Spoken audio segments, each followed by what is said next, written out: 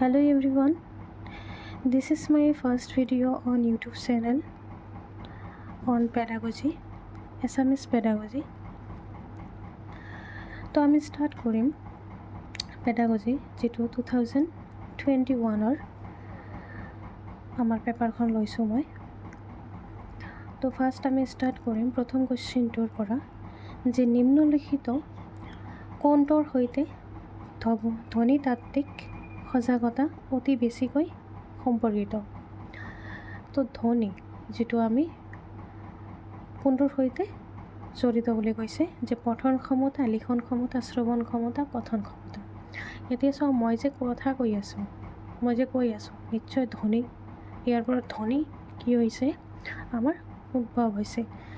তো নিশ্চয় আমাৰ অপশ্যনটো কি হ'ব যে কথন ক্ষমতা, আমাৰ ধ্বনিতাত্ত্বিক সজাগতা।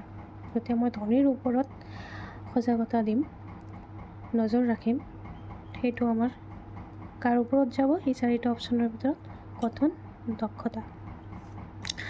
নেক্সট চোৱা, নম চমস্কিয়ে বিশ্বাস কৰে যে শিশুৱে ভাষা ডেশ কৰাৰ এক জন্মগত ক্ষমতা থাকে। যে কি কৰাৰ আমাৰ যিটো নম চমস্কিৰ থিয়ৰী আছে, সেই থিয়ৰীত কি কৈছে যে আমাৰ শিশুৱে ভাষা ডেশ কৰাৰ জন্মগত ক্ষমতা, কি কৰাৰ আহৰণ কৰা, যেটো আমি LED পাইছিলোঁ। ঠিক আছে। নেক্সট, ভাষা দক্ষতা কেনেদৰে শিকোৱা উচিত। আমাৰ যে ভাষাৰ দক্ষতা, আমি ভাষাৰ যিটো দক্ষতা, সেই দক্ষতাটো আমি কেনেকৈ শিকাম। অপশ্যন দিয়া আছে পুংখানুপুংখ বিৱৰণ তথা ব্যাখ্যাৰ জৰিয়তে সংগঠিত ধৰণেৰে অনুকৰণৰ দ্বাৰা একাকীত্বত। তো আমাৰ চাৰিটাৰ ভিতৰত কোনটা অপশ্যন হ'ব। ভাষা দক্ষতা আমাৰ কি সংগঠিত ধৰণেৰে। ঠিক আছে। নেক্সট কুৱেশ্যনটো হৈছে এগৰাকী শিক্ষকে শিকাৰুক ছবি আঁকি ৰং কৰিবলৈ উৎসাহিত কৰিছে। এই ক্ষেত্ৰত শিক্ষকগৰাকীয়ে ডেশ যে উদীয়মান শিশু শিল্পীক সুযোগ দিছে, সাধাৰণভাৱে শিকাৰু কাৰ্য এটাত জড়িত কৰিছে, শ্ৰেণীকোঠাটো নীৰৱ হৈ থাকিবৰ কাৰণে শিকাৰু শব্দক ব্যস্ত ৰাখিছে। লাষ্ট হৈছে শিকাৰুহঁতৰ সূক্ষ্ম মটৰ ক্ষমতা, মটৰ স্কিলৰ বিকাশ কৰিছে।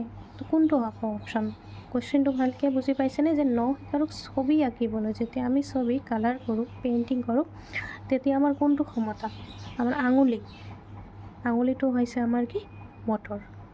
ঠিক আছে, মটৰ স্কিল যিটো আমি কওঁ।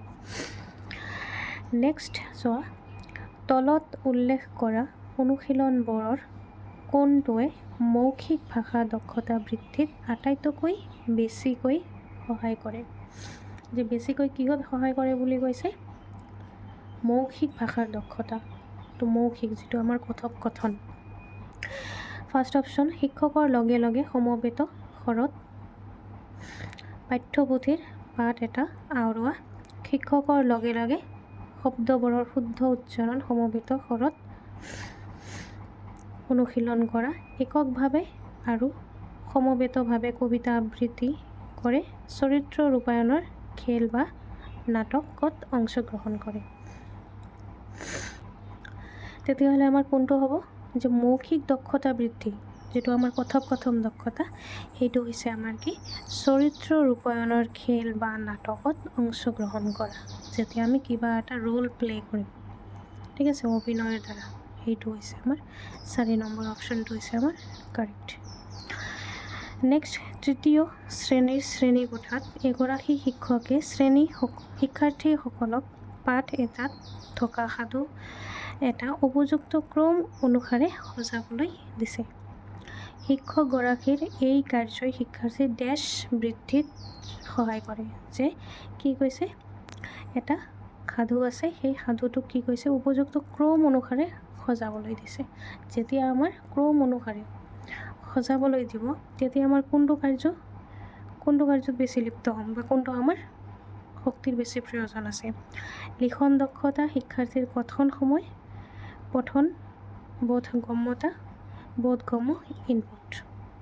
তো আমাৰ সঠিক উত্তৰটো হৈছে পঠন বোধ ক্ষমতা। যেতিয়া আমি বোধ থাকিব, আমি বুজি পাম ভালকৈ যে আমাৰ সাধুটোত কি কৈছে, তো তেতিয়াহে আমি ছিষ্টেমেটিকলি অৰ্ডাৰলি আমি কি কৰিব পাৰিম, সেইটো সজাব পাৰিম। ঠিক আছে। নেক্সট কুৱেশ্যনটো হৈছে এগৰাকী শিক্ষকে দ্বিতীয় মানৰ শ্ৰেণীকোঠাত বস্তু কিছুমানত লেবেল লগাইছে। লেবেল বুজি পাইছেনে? যিবিলাক আমাৰ কিবা এটা প্ৰডাক্টত, যেনেকুৱা বটলে কোৱা, ক্ৰীম কোৱা, এইটোত যে এটা লগা থাকে না, সেইটো লেবেল। শিক্ষকজনৰ এই কাৰ্যই ছাত্ৰ ছাত্ৰীসকলক প্ৰকৃত বস্তুবোৰ আৰু লেবেলত লিখা নামবোৰ সম্পৰ্কিত কৰাত সহায় কৰিব। এই কাৰ্যটোৱে ছাত্ৰ ছাত্ৰীসকলৰ তলত দিয়া কোনটো সমৃদ্ধ হোৱাত সহায় কৰিব? যে কোনটো লেবেল যে লেবেল লগাইছে, ঠিক আছে। প্ৰকৃত বস্তু আছে যে কোনটো বস্তুত লেবেলটো লগাই আছে, আৰু যিবিলাক লেবেলত কি লিখা আছে, নিশ্চয় নাম লিখা আছে আৰু কিবা ডিটেইলছ লিখা আছে। তো সেইটো তো কোনটো কাৰ্যত, আমাৰ চাৰিটা অপশ্যনৰ ভিতৰত কোনটো কাৰ্যত সহায় কৰিব? সেইটো হৈছে শব্দ ভাণ্ডাৰ, হস্তাক্ষৰ, ব্যাকৰণ, লিখন দক্ষতা। তো নিশ্চয় আমাৰ সঠিক উত্তৰটো হৈছে কি শব্দ সম্ভাৰ। ঠিক আছে। তলত দিয়া কোনটো শিশু এটাৰ ভাষা দক্ষতাৰ মূল্যায়নৰ ক্ষেত্ৰত কম ফলপ্ৰসূ? যে লেছ দেন, কম ফলপ্ৰসূ বুলি কৈছে ভাষা দক্ষতাৰ মূল্যায়নৰ ক্ষেত্ৰত। তো অপশ্যন দিয়া আছে ঘটনা এটাৰ বিৱৰণ দিয়া কৰা, শ্ৰুতলিপি, সাধু কথন, সাধু লিখন। তো কোনটোত হ'ব মূল্যায়নৰ ক্ষেত্ৰত? সেইটো হৈছে আমাৰ শ্ৰুতলিপি।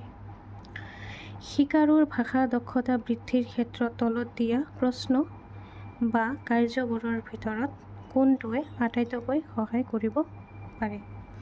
যে ভাষা দক্ষতা বৃদ্ধি কৰাৰ ক্ষেত্ৰত কেনে ধৰণৰ প্ৰশ্ন বা কেনে ধৰণৰ কাম আমাক আটাইতকৈ বেছি সহায় কৰিব এই চাৰিটাৰ ভিতৰত? তোমাৰ মাৰ সৈতে তোমাৰ কথোপকথন এটা লিখা, তুমি পঢ়া কবিতা এটাৰ কবিগৰাকীৰ নাম লিখা বা কোৱা, তোমাৰ প্ৰিয় কিতাপবোৰৰ ভিতৰত এখন নাম কোৱা বা লিখা, বা পচন্দ শব্দটো ব্যৱহাৰ কৰি এটা বাক্য গঠন কৰা। তো আমাৰ ভাষা দক্ষতা যেতিয়া আহিব, তেতিয়া আমাৰ কথোপকথন আহিব। ডেইলি লাইফত আমি যিবিলাক কথা পাতোঁ নৰ্মেলি, ঠিক আছে, এজনে আনজনৰ সৈতে যেতিয়া কথোপকথন হয়, সেইটোৱে হৈছে ভাষা দক্ষতাৰ একেবাৰে সহজ আৰু মূল ক'ব পাৰা। ঠিক আছে। তেতিয়াহ'লে আমাৰ কোনটো হ'ব? যে তোমাৰ মাৰ সৈতে তোমাৰ কথোপকথন এটা লিখা। নেক্সট কুৱেশ্যনটো চোৱা, ব্যাকৰণ শিকোৱাৰ এটা ফলপ্ৰসূ পদ্ধতি বা উপায় হৈছে। ব্যাকৰণ শিকোৱা, যেতিয়া আমি গ্ৰামাৰ শিকোঁ, সেইটোৰ ক্ষেত্ৰৰ কথা কৈছে। নিৰ্দিষ্ট ব্যাকৰণৰ কিতাপৰ পৰা ব্যাকৰণৰ নিয়ম শিকোৱা, ব্যাকৰণৰ নিয়মবোৰ বিচাৰি উলিয়াব পৰাকৈ প্ৰসংগ অনুসৰি ব্যাকৰণ শিকোৱা, উদাহৰণৰে সৈতে ব্যাকৰণৰ নিয়মবোৰ শিকোৱা, পাঠ এটা অনুবাদ কৰাৰ লগে লগে ব্যাকৰণৰ নিয়মবোৰ শিকোৱা। তো কোনটো হ'ব আমাৰ সঠিক উত্তৰ? সঠিক উত্তৰ হ'ব আমাৰ যে ব্যাকৰণৰ নিয়মবোৰ বিচাৰি উলিয়াব পৰাকৈ প্ৰসংগ অনুসৰি ব্যাকৰণ শিকোৱা। আমাৰ প্ৰসংগ লাগিব, আমি ব্যাকৰণ শিকাম ঠিকে, ঠিক আছে। তো এইটো প্ৰসংগ অৰ্থাৎ ৰিলেটিভ হ'ব লাগিব, আমি যিটো ক্ষেত্ৰত ব্যাকৰণটো আমি শিকাম। ঠিক আছে।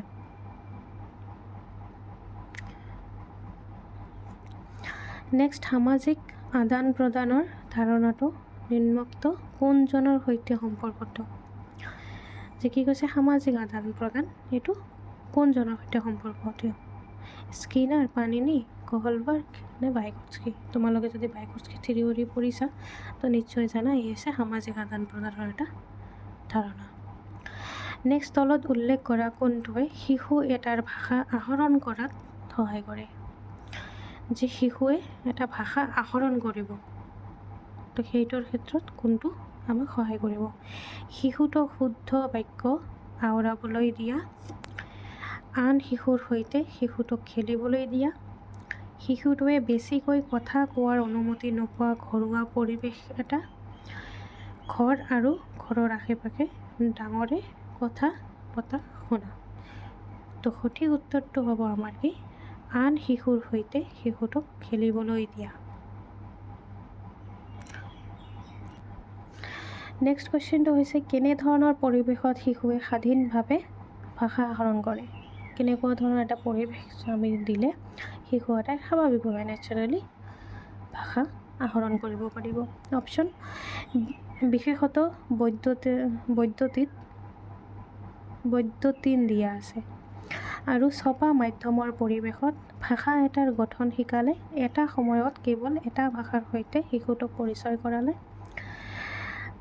আছ-পাছৰ নিকট পৰিৱেশৰ এটাতকৈ অধিক পৰিৱেশৰ সৈতে শিশুটোক পৰিচয় কৰালে। তো কোনটো হ'ব যে অপশ্যন নম্বৰ 4। পাঠ এটা পঢ়াৰ ক্ষেত্ৰত তলত দিয়া কোনটো আটাইতকৈ গুৰুত্বপূৰ্ণ। পাঠ এটা যেতিয়া আমি পঢ়িম সেই ক্ষেত্ৰত কোনটো আমাৰ গুৰুত্বপূৰ্ণ হ'ব। লিখিত পাঠটোত অৰ্থ বুজি পোৱা, শুদ্ধ উচ্চাৰণৰ সৈতে পাঠটো ডাঙৰকৈ পঢ়া, পাঠটোত থকা প্ৰতিটো শব্দ পঢ়া, জ্যোতিচিহ্নবোৰত মনোযোগ দিয়া। তো এইটো অপশ্যনৰ ভিতৰত কোনটো হ'ব? লিখিত পাঠটোত অৰ্থ বুজি পোৱা। যেতিয়া আমি কিবা বস্তু পঢ়িম এনেই নহয় যে আমি ওপৰে ওপৰে পঢ়ি গৈ আছোঁ, ইয়াৰ অৰ্থ কি, ইয়াৰ মিনিংটোকে আমাৰ বুজিব লাগিব। তো সেইটোৰ কথা হৈছে তলত উল্লেখ কৰা কোনটো ভাষা শিক্ষণৰ উদ্দেশ্য নহয় বুলি কৈছে। ঠিক আছে, শুনাখিনি বুজি পোৱা হোৱা, যুক্তিসংগত লিখনৰ বিকাশ, বোধগম্য হোৱাকৈ পঢ়িব পৰা হোৱা, গুৰুত্বৰ সৈতে বা কষ্ট কৰি ধাৰণাৰ প্ৰকাশ। তো যিহেতু সঠিক উত্তৰ যে নহয় বুলি কৈছে, ভাষা শিক্ষণৰ উদ্দেশ্য নহয়, তো নিশ্চয় কোনটো নহ'ব, গুৰুত্বৰ সৈতে বা কষ্ট কৰি ধাৰণাৰ প্ৰকাশ। যে আমি কিবা বস্তু কষ্ট কৰি প্ৰকাশ কৰিলোঁ সেইটো নহয়, সেইটো ভাষা শিক্ষণৰ উদ্দেশ্য নহয়। বাকী তিনিটা হয়। কাৰোবাৰ যদি কিবা বুজাত অসুবিধা হৈছে নিশ্চয় কমেণ্ট কৰিব। আৰু যদি ইয়াতকৈ বেছি ডিটেইলছৰ প্ৰয়োজন হয়, কাৰণ অসমীয়া মাধ্যম যেতিয়া আমি প্ৰত্যেকটো লাইন বুজি পাওঁ, সেইকাৰণে মই বেছি এটা ডিপলি যোৱা নাই। তো মই মাত্ৰ সঠিক উত্তৰ কোনখিনি সেইটো ক'বলৈ চেষ্টা কৰিছোঁ। তো যদি তোমালোকৰ আৰু ডিটেইলছত লাগে যে আমাক এক্সপ্লেনেশ্যনৰ দ্বাৰা আমাক বুজাই দিব লাগে, তো নিশ্চয় বুজাই দিম। কমেণ্টত নিশ্চয় জনাব। Thank U.